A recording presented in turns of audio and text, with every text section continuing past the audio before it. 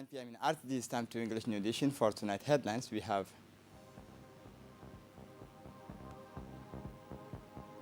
the congratulatory messages continue to in the presidency.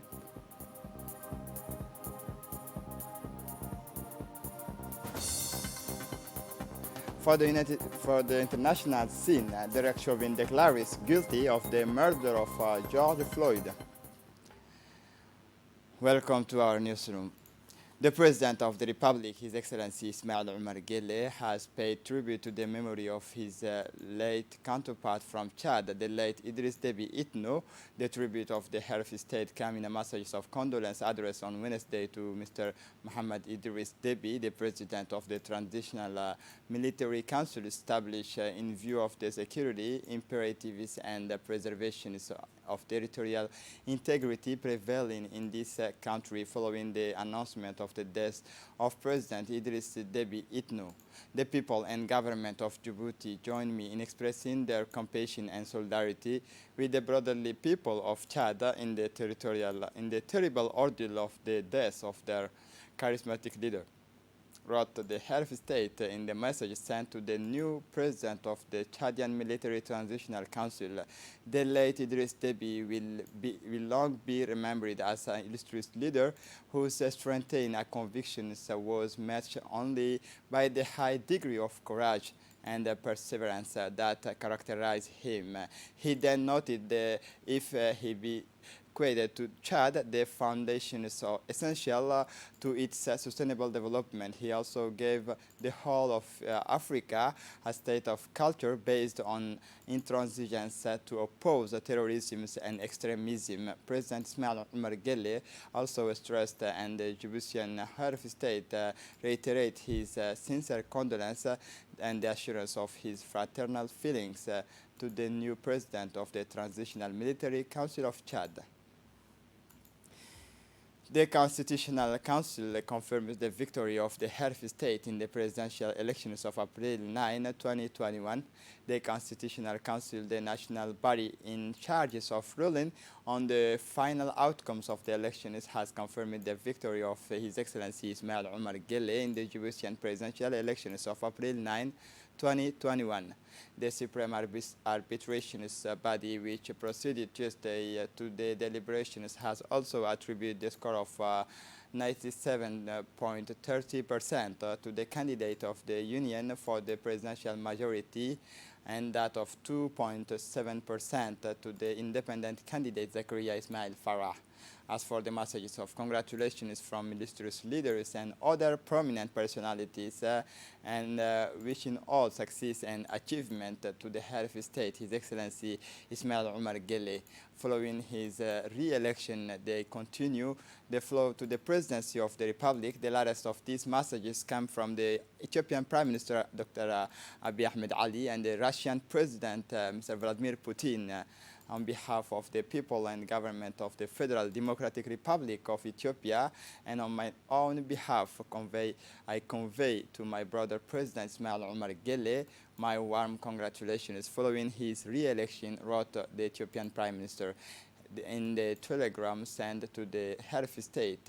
Your re-election is an additional opportunity to strengthen the long-standing friendships and excellent cooperation that exists between our two countries. He continued, you can be sure, Mr. President, that Ethiopia will remain a reliable partner and ally and another supportive neighbor of Djibouti. The Ethiopian Prime Minister noted in the similar messages addressed to the head of state, the Russian President Vladimir Putin said welcome the privileged nature of relations between the Republic of Djibouti and Russia. He then expressed the hope that the re-elections of the Djiboutian President I will contribute to the strengthening of constructive bilateral cooperation that the two nations maintain in all areas. The President of the Popular Republic of China, His Excellency Xi Jinping, addresses his congratulations to the President of the Republic, Ismail Omar Guelleh. In the similar messages addressed to the head of state, the Chinese President held the privileged nature of the relations between the Republic of Djibouti and China. The Minister of National Education and Vocational Training, Mustafa Muhammad Mahmoud, and the representative of the UNICEF in Djibouti, Ms. Melva Johnson, signed today in the late mornings a convention in the Action Plan 2021-2022. This signing ceremony was held at the offices of the Minister of Merfab in the presence of the Secretary General Mohamed Abdallah Mahyoub, as well as the education officers of UNICEF in Djibouti. Let us recall that the main objective of the convention is to continue the efforts in favor of all children in the Djiboutian territories to have access to inclusive quality educations and learning environments, but also to consolidate the commitment of UNICEF with the visions of improving the quality of the teaching learning. The representative of UNICEF in Djibouti, Melva Johnson, recalled the present conventions on the commitment of UNICEF to improve the quality of teaching learning.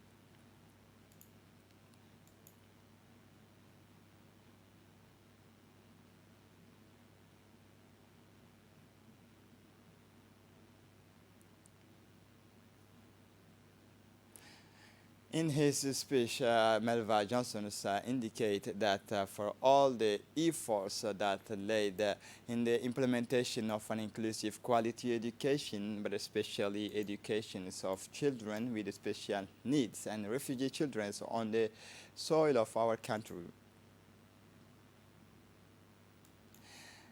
The Minister of Health, Mohamed Warsama Diriye, received in his office the new representative of the World Health Organization in Djibouti, Dr. Reni Warned, as part of the courtesy visit. The advisor to the Minister of Health, Mr. Abdul Qadir Mohammed Garad, and several other executives of the ministry took part in this meeting between the minister and the representative of the UN agency.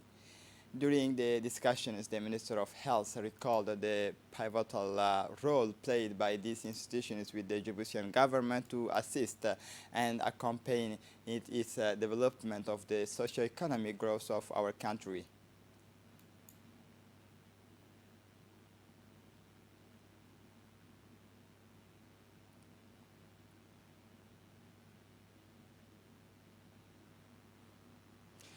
The Minister of Muslim Affairs, Culture and Waqf Property, Mumin Hassan Barre, received this morning the courtesy visit of the new ambassador of the United States accredited in the Republic of Djibouti, His Excellency Jonathan Pratt, accompanied by Ms.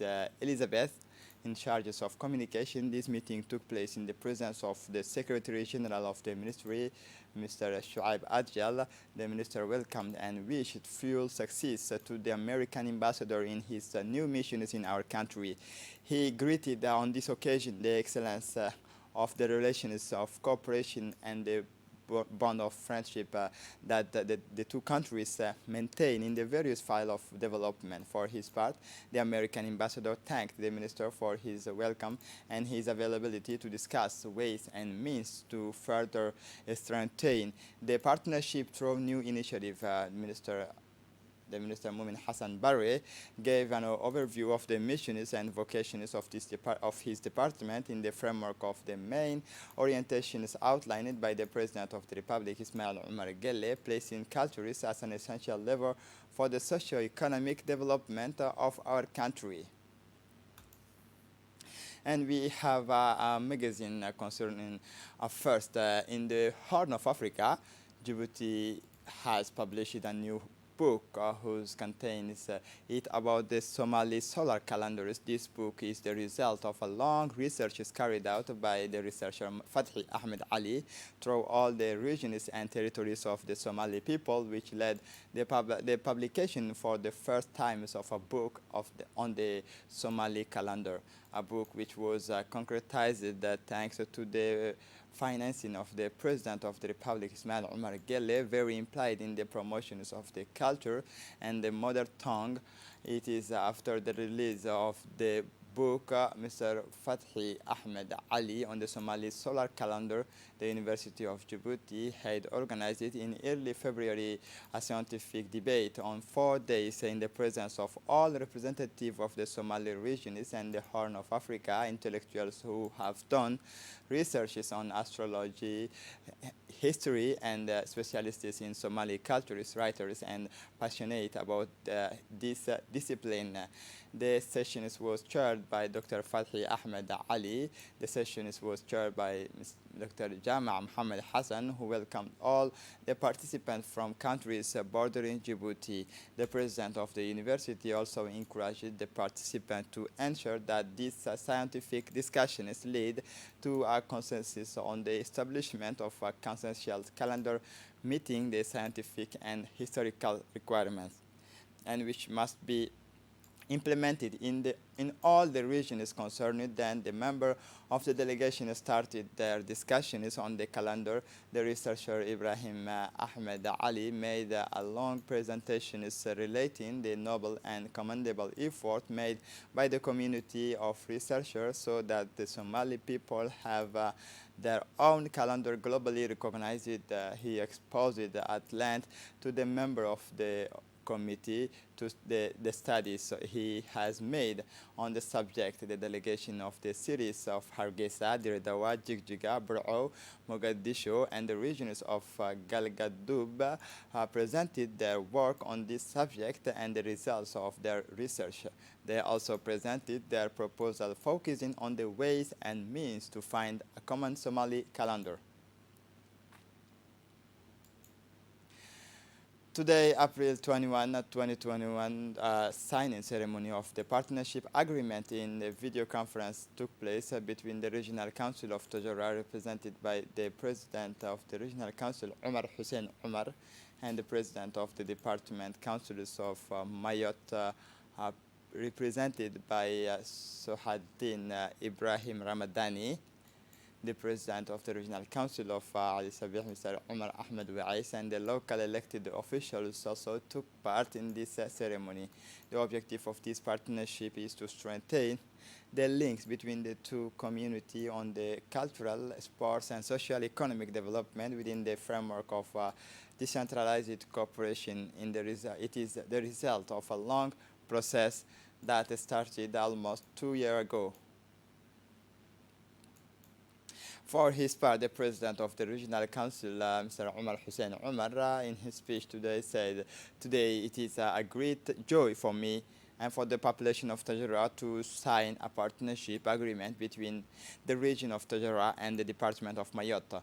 It is also a great satisfaction because it is the first convention that we sign in the framework of decentralized cooperation for the region. It is the culminations of a long process that started almost 2 years ago, but we have always been in the constant contact with your team to advance this cooperation process between our two communities. As part of the fight against smuggling, the unit of the National Police, the detachment dispatched to the region is in the pursuit of smuggling in collaboration with the elements of the customs of Dikhil, have seized yesterday in the morning an important batch of cat from Ethiopia through the locality of Bondara. This batch of cat consisted of 6 pocket of cat, 50 pocket each of had estimated values of 300,000 Djibouti franc. After the arrest and the seizures, the police and the customs element proceeded to the destructions of the cat in the barracks of Dikhil.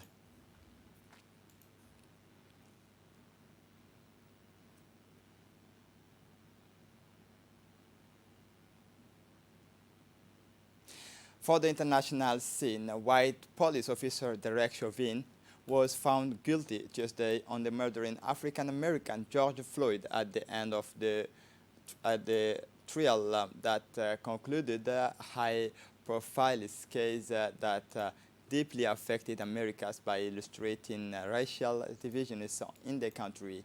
The 12 juniors who were deliberating since Monday in Minneapolis found Derek Chauvin guilty on the 3 counts for which he appeared an intentional murder. It is the 2nd degree murder in the 3rd degree and manslaughter. The officer was handed covered and immediately taken into the custody. The announcement of this verdict caused an explosion of joy in the court of George Floyd families. Attorneys held the jury's verdict. Guilty justice obtained through pains has finally been granted by George Floyd families. This verdict is a turning point in the history, reacted Attorney Ben Champ. This is it for the news. Thanks for watching us. Have a good evening.